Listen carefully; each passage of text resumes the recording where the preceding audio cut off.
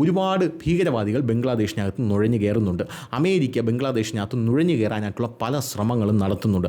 അതിൻ്റെ ഒരു കാര്യമെന്ന് പറയുന്നത് ബംഗ്ലാദേശ് വഴി ഒരു റൂട്ട് ഇടാൻ അമേരിക്ക വളരെ വലിയ രീതിയിൽ ആഗ്രഹിക്കുന്നു. പക്ഷേ അമേരിക്കയെ ചൈനയും ഇന്ത്യയും ശക്തമായി എതിർക്കുന്നത് കൊണ്ട് തന്നെ UN തലവനായിട്ടുള്ള വേട്ടാവളിയൻ അവിടെ വന്നെന്ന് പറഞ്ഞത് ഞാൻ റോഹിംഗ്യൻ മുസ്ലിംസിൻ്റെ അവസ്ഥ പഠിക്കാൻ വന്നിരിക്കുകയാണ്, ഇവരിവിടെ വളരെ വലിയ രീതിയിൽ കഷ്ടപ്പെടുന്നു, അതുകൊണ്ട് കുറച്ച് ചാരിറ്റി കപ്പലുകൾ ഇങ്ങോട്ടേക്ക് അയക്കാം, അതിനകത്ത് അരിപുരി ശർക്കര ഉണ്ടായിരുന്നിങ്ങനെയുള്ള കാര്യങ്ങളൊക്കെയാണുള്ളത്, അവർ തിന്നട്ടെന്ന് എന്നാണ് പറഞ്ഞത്. അപ്പോൾ ഇന്ത്യയും ചൈനയും പറഞ്ഞു അങ്ങനെ നീ ഉണ്ടാക്കണ്ട, ചാരിറ്റി ഷിപ്പ് എന്ന് പറഞ്ഞ് നീ ഇങ്ങോട്ടേക്ക് അയക്കുന്നത് അമേരിക്കയുടെ കപ്പലാണല്ലോ, അതിവിടെ വരണ്ട എന്ന് കൃത്യമായിട്ട് ഇന്ത്യയും ചൈനയും യുവമാരോട് പറഞ്ഞിട്ടുണ്ട്.